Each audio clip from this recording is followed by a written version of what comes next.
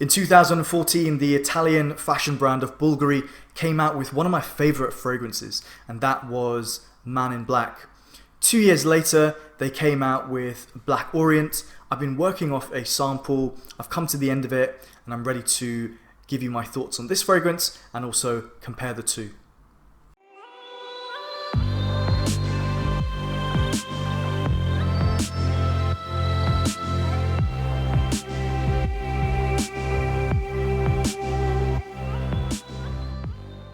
So Black Orient was another creation by Alberto Maria. He has worked with Bvlgari quite a lot, and he has created what I think is a really good fragrance and definitely worth checking out. I think the first place I would start when comparing these two fragrances is, do you need both? I would say no. I would say it's redundant to own both. But they're both really good fragrances, so I can understand if you're a fan of these accords, which I'm going to go into in a second. Yeah, you probably would want to own both of them. But for me, at the moment, I have Man in Black. What I would say is that when this fragrance is when I've come to the end of it, and as long as Black Orient is still in production, I would then go over to Black Orient. But they're both great fragrances and both well worth checking out. So let's start with Black Orient, and the notes for this one are in the top precious aged rum and black cardamom. In the heart there is Taif rose and tuberose flower, so a very floral heart of this fragrance. And in the base notes there is a tanned leather accord and an oud accord. This is basically their way of introducing oud into this Man range. So let's now compare it to the notes in Man in Black. So in Man in Black you get vibrant spices, ambery rum, a tuberose flower, iris concrete they're calling it, leather accords, benzoin, tonka bean and gaiac wood. So yeah, there is some overlap between the two, and I think these fragrances have an overall style of being a little bit smoky, a little bit leathery, woody.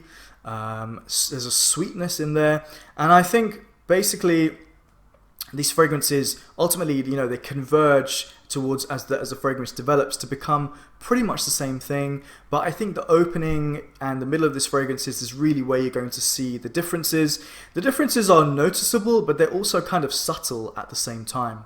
So Black Orient, let's start with Black Orient and go into the how this smells like. Well, before I do that, the performance of this fragrance is really, really good. I get probably around the 6 to 7 hour mark. I think this is a very masculine scent. I feel like it's an evening fragrance, and I feel like it is a cool weather type of fragrance. In terms of the scent, it comes out really smooth from the beginning, and it's a great opening. I get this wonderful spicy cardamom mixed in with a spicy leather accord. It kind of has similarities in some ways to Tom Ford's Tuscan leather, not as bold as that one, but there is some hints of it in this fragrance. Black Orient is very ambery and very resinous and has a sweetness to it. It is included in the note breakdown is this rum accord, which I think is really, really nice and adds a nice, very sort of, what's the best word? Very much like an evening in a bar kind of environment. You know, leather chairs and there's rum around you.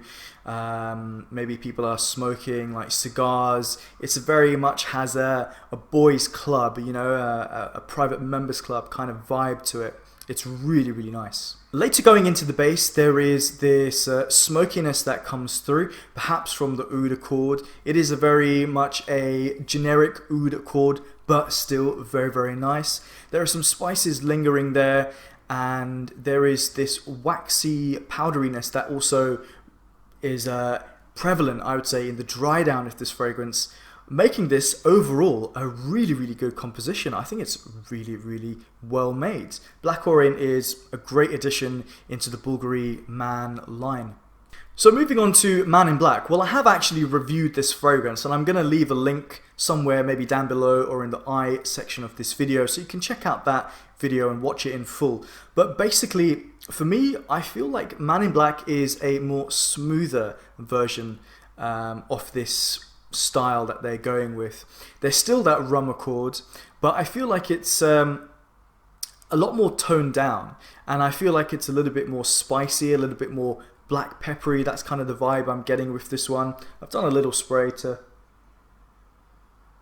remind myself. There is some floral qualities here coming from the iris that do come through, and maybe the sweetness coming from this heavy tuberose note, but it's surrounded also by the spices and the rum, and overall it doesn't have the smokiness that Black Orient has. So Black Orient has a much more pronounced leather and smoky oud accord. This one, I feel like the sweeter rum and iris and spices come through, but as I said, ultimately they all lead towards the same path and they all converge towards that path. I think it's fair to say that both of these fragrances are worth checking out.